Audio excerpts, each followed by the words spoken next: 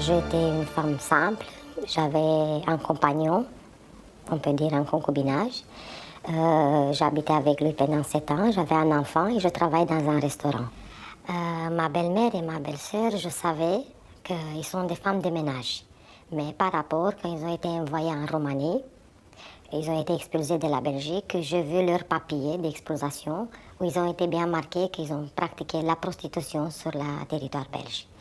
Et là, elle m'a obligée d'aller pratiquer moi aussi la prostitution en Belgique, menacée moi par mon fils.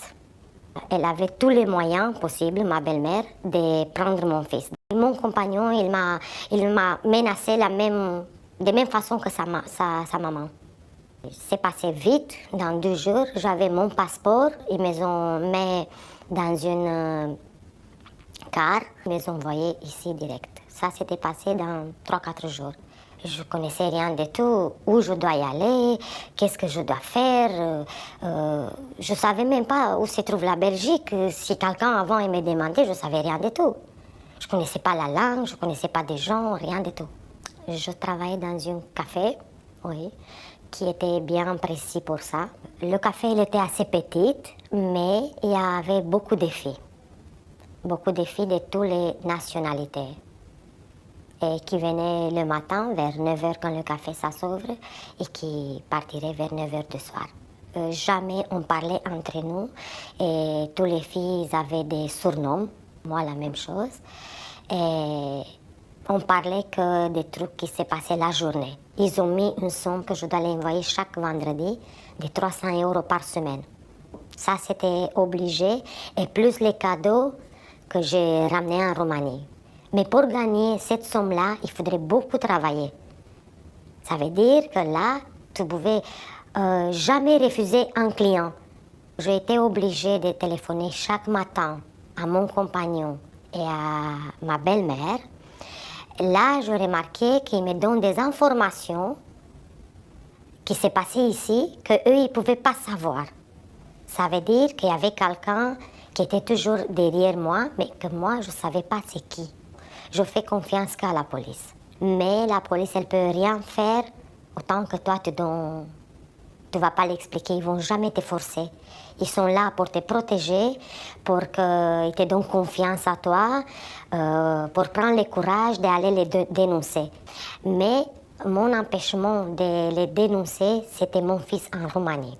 Alors, je cherchais la meilleure solution que je peux avoir mon fils, mais que mon compagnon, avec sa mère et sa sœur, ils vont payer pour tout ce qu'ils me ont fait. Une fois de temps en temps, ça dépend de la police. Et là, il prend toutes les filles, il l'embarque, il les envoie dans les pays d'origine. Et là, je me trouvais moi aussi. Mon compagnon, il n'était pas content parce que je retournais avec une interdiction, que je ne pouvais plus retourner en Belgique pour travailler.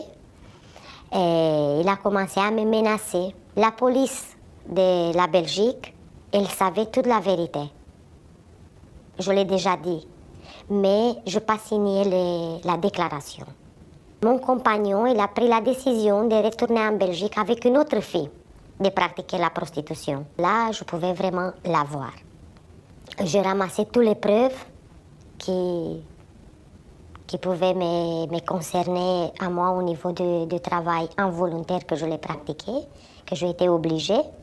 Je l'ai envoyé en Belgique et là, on l'a attrapé. Je ne croyais pas que ça m'arrive à moi.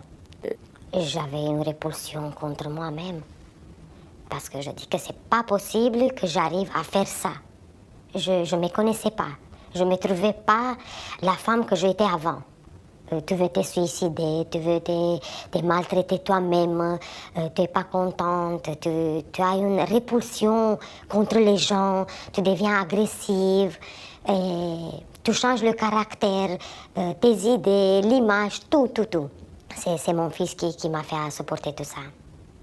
Parce qu'un enfant, pour un maman, c'est mon cœur, c'est ma vie, c'est mes yeux, je n'ai pas de mots à vous expliquer. On ne peut les jamais oublier. Jamais. Ça cicatrise, mais les traces, ils vont rester toute la vie. Maintenant, je peux dormir tranquille. Je ne me réveille pas avec des cauchemars. Je ne me réveille pas en disant que lui, il va venir me frapper. Je peux dire que maintenant, je suis tranquille.